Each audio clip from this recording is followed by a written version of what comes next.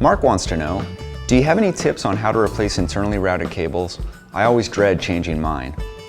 Nearly every mechanic has cursed the widespread adoption of internally routed cables for the extra time and hassle that it creates every time that you want to replace a cable. But there are lots of ways to reduce this hassle to a minimum. Today I'll show a couple of basic ways that apply to all frames with internally routed cables.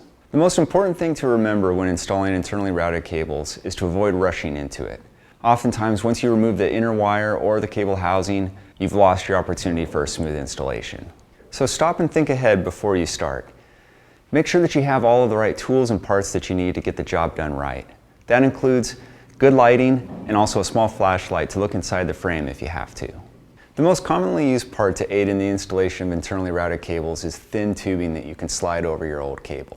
Cut the tubing to a length that will extend the full distance of the internal portion of the cable's length, plus a few extra inches at each end. Once this tubing is installed, tape it down to the frame so that it doesn't pull out.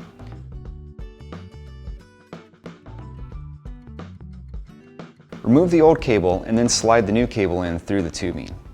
If you don't have some of this tubing, you can salvage it from old derailleur housing. Just cut the end of the housing lengthwise and then use pliers to rip the wire out of the housing, just like you're peeling a banana. The inner sheath is what you need.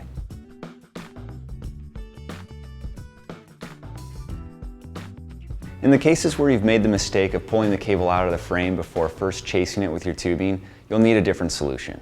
My go-to method is to use a hook tool that I make out of an old spoke.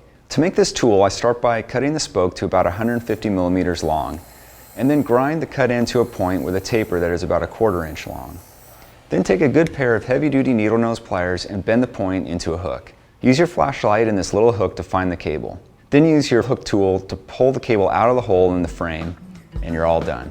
If you want your question answered on Ask a Mechanic presented by Art Cyclery, send your inquiry to webletters@competitorgroup.com.